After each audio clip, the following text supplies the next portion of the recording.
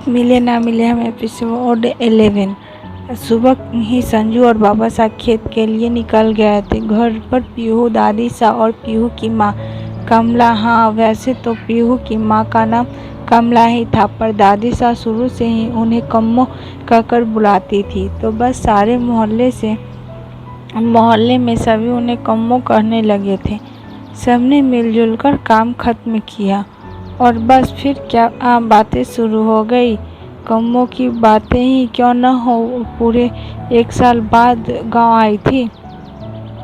शादी के बाद तो सालों गांव में रही थी, तो मोहल्ले की औरतों से उसकी अच्छी खासी दोस्ती थी, और जब भूले बिसरे या सालों बाद मिले तो उनकी बातें होना तो स्वाभाविक है। फिर क्या, मोहल्ले की सारी औरतें भी अपने कामों को निपटाकर आ गई कम्मो से बतियाने के लिए। बैठक में सामने तख्त पर जहां दादी सा पीहू के साथ बैठी थी, वहीं नीचे चटाई बिछाकर कम्मो की सहेलियां भी अपनी अपनी बातों में मसरूफ थी।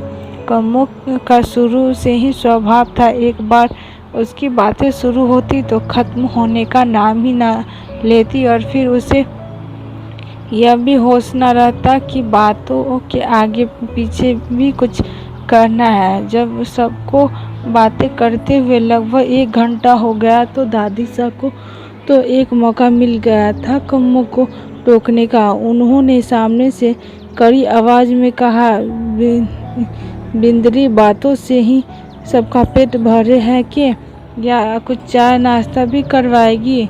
दादी साहब थी कि थक ही कुछ ऐसी थी। उनकी एक आवाज़ पर घर के सभी लोग खड़े हो जाते थे। कम्मो झट से अपनी साड़ी के छोर को समेटते हुए खड़ी हुई और कहने लगी, हाँ मासा, मुझे सब याद है। मैंने तो पहले से शक्कर घोलकर भी रखी है, बस जाकर गुलकंद मिलाकर शरबत को ग्लास में डालना ही बाकी है। बिंदनी खाली शरबत से ही काम चलावे है कि नाश्ते का इंतजाम किया है?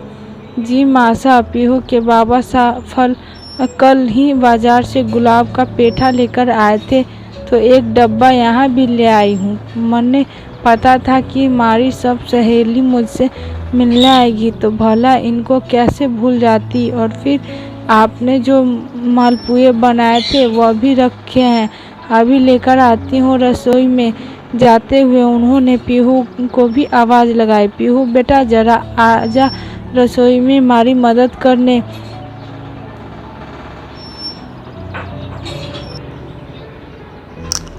दादी सा ने भी पीछे से सुर ऊंचा करते हुए कहा, हाँ पीहू के बिना तो थारा कोई भी काम ना होवे। और फिर पीहू को इशारा किया कि वह जाकर अपनी मासा की मदद करवा ले। पीहू ने कहा, दादी सा मैं जाती हूँ, घर में सबसे ज़्यादा माँ की चिंता आपको ही होती है, फिर भी उनके सामने आप क्यों ऐसे बोलती रहती हो? पीहू अभी तू बच्ची है, तू ना समझे इन बातों को कि एक बहू को कैसे मुट्ठी में करना होवे है। एक बार जो बहू के पर निकले तो फिर वह किसी की ना सुने। अब तू अपनी मासा को ही देख ले, वैसे तो उसका मुंह कभी बंद ना होवे, लेकिन थारी भाभीियों के सामने कोई भी कायदे की बात कभी ना बोल पाई। वह तो मारा ही जलवा है कि थारी दोनों भाभी सा कायदे में रहे हैं।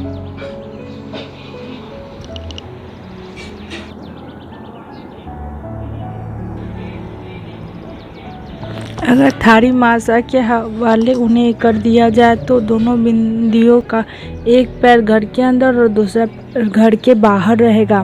पीहू मदद करने के लिए रसोई में जा चुकी थी। थोड़ी ही देर में पित्तल के बड़े बड़े गिलास में गुलकंद का शरबत, उसके साथ मालपुए और मीठा लेकर कम्मो और पीहू बैठक में आ चुके थे। सबने हंसी ढोले करते हुए खाया पिया, और जैसे ही सांझ होने लगी तो सब अपने अपने घर को चली गई।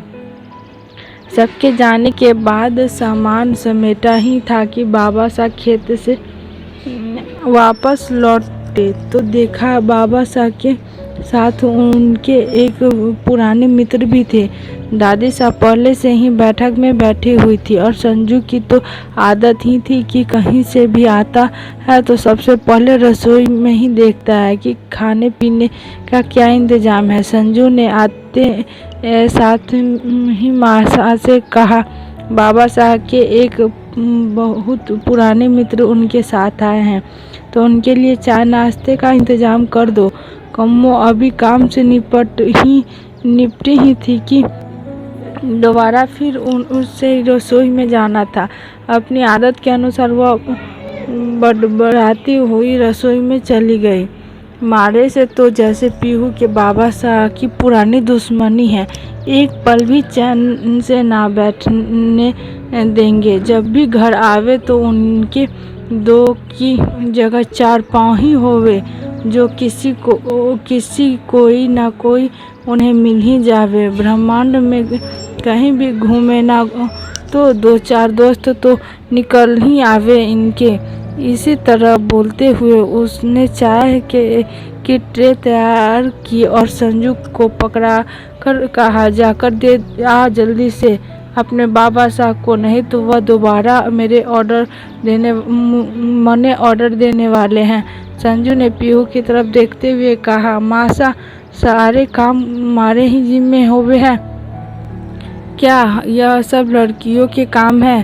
पीहू को पकड़ा दो ट्रे, यह दे आवेगी। कम्मो अच्छी तरह से जानती थी कि पीहू का यो किसी के सामने जाना बाबा साहब को बिल्कुल पसंद ना है। उन्होंने संजू के हाथ में ट्रे पकड़ाई और धीरे से समझाया, बेटा जब मेहमान आवे तो चुपचाप काम कर दिया कर, क्यों खिचड़ी खाने का बंदोबस्त करे हैं। संजू को पता था कि काम तो उसे करना ही होगा, तो ट्रे लेकर वो चुपचाप बैठक में चाय नाश्ता देने चला गया। संजू ने ट्रे सामने टेबल पर रखी और वापस अंदर आ गया। दादी सा गोविंद और उनके मित्र तीनों के बीच में अच्छी बातें हो रही थी। होते भी क्यों नहीं, सालों बाद जो मिले थे दोनों मित्र एक दूसरे से अपना हाल चाल सुनाया, पुरानी बातें की और जब जानने लगे तो दादी सा के पैर छूते हुए बोले, काकी सा मासा आपकी बड़ी याद करे हैं। अगर आपकी कृपा हो जाए तो आप सभी हमारे यहाँ न्योता स्वीकार करें। 5 साल पहले आप गांव छोड़ गई, उसके बाद हम लोग भी दूसरे गांव में रहने चले गए और तब से ऐसा कभी हुआ ही ना है कि आप भी गांव में आई हो और हम भी आए हो। अब जब सालों बाद ऐसा संयोग बना है तो एक दूसरे से मिल लेते हैं। हमारी मासा को भी अच्छा लगेगा, इसी के बहाने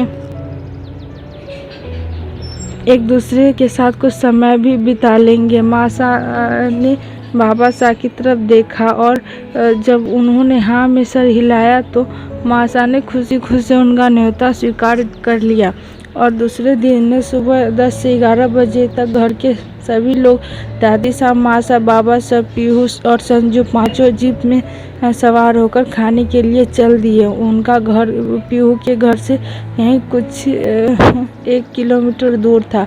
पहले तो वह गांव में दादी साहब के घर के सामने ही रहते थे, पर जब शहर चले गए तो घर कच्चा होने की वजह से टूट फूट चुका था और अब जब भी आना होता तो वह खेत देखने के लिए ही आते थे।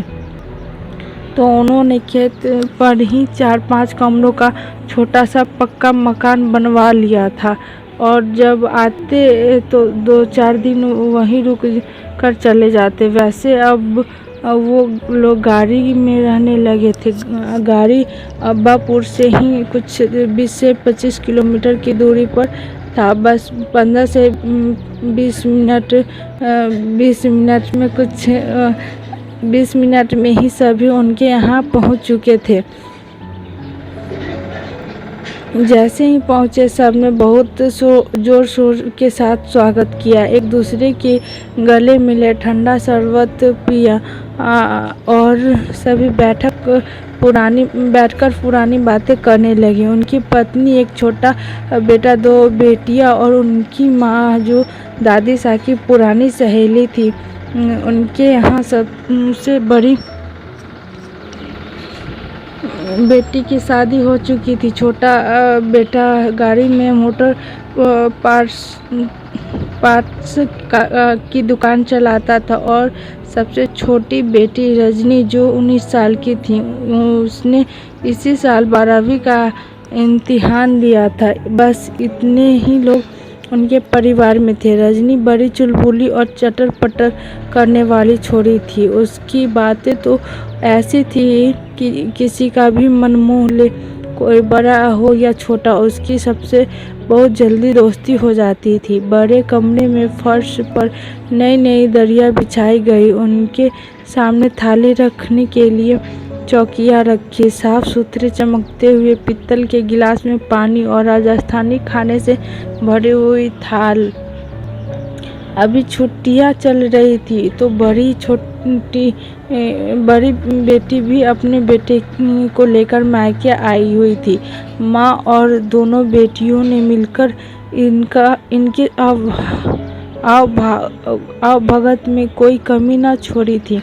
दादी सा का पूरा परिवार खाने बैठ गया था। दादी सा ने कितना कहा था कि आप लोग भी साथ ही बैठ जाइए, पर नहीं, उनके लिए तो जैसे दादी सा का परिवार अतिथि के रूप में भगवान थे। बस उनकी आवभगत में ही लगे थे।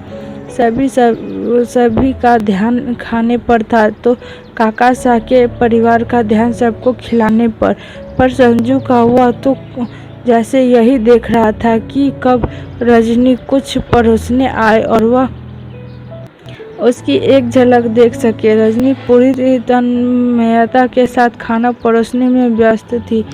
कभी भुने हुए पापड़ लेकर आती तो कभी चटपटी चटनी, कभी गट्ठे की सब्जी का कटोरा तो कभी गरम गरम फूले।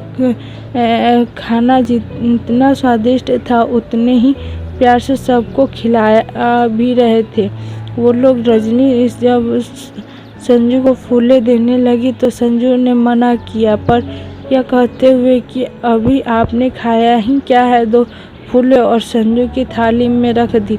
जब रजनी के मुंह से ये सहज जैसे शब्द निकले तो मानो संजू पिघलकर मोम हो गया और फिर वह दो रोटियां कब खत्म हो गई पता ही नहीं चला। पीहू सबकी नज़र बचाकर संजू की तरफ देखती और रजनी की तरफ इशारा करते हुए आंखों ही आंखों में उसे चिढ़ा रही थी।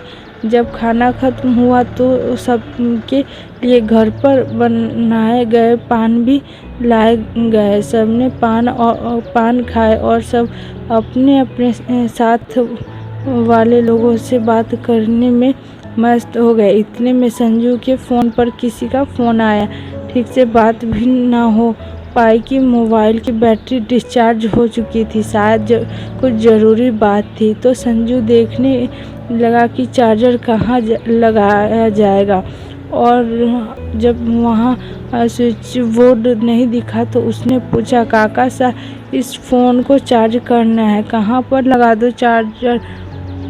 उन्होंने झट से रजनी को आवाज़ दी, बेटा। और जब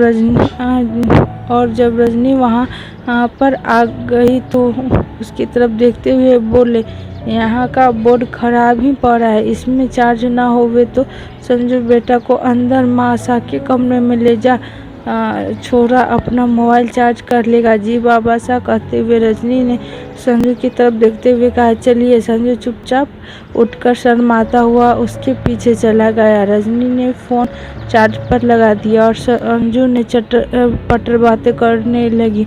उसका स्वभाव ही था ऐसा कि सबके साथ जल्दी घुल मिल जाती थी। जब फ़ोन थोड़ा चार्ज हो गया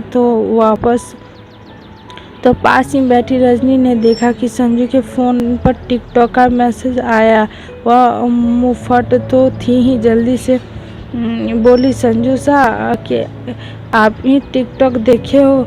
संजू को समझ नहीं आ रहा था हाँ कहूँ कि ना, क्योंकि उसे रजनी की पसंद का कुछ भी पता नहीं था। जब रजनी ने दोबारा पूछा तो संजू ने धीरे से हाँ में सिर हिला दिया। संजू के इतना कहने में की ही देर थी कि रजनी खुशी से उछल पड़ी। संजू सा टिकटॉक तो मन्ने भी बहुत पसंद है, पर हमारे पास मोबाइल फ़ोन नहीं है, तो कभी कभी अपनी सहेली के फ़ोन में देखे हूँ। बड़ा मज़ा आवे टिकटॉक में। और सच बताओ मैंने तो 1-2 टिकटॉक खुद भी बनाए हैं। संजू सा आपको वह गाना आता है? और गुनगुनाकर बताने लगी।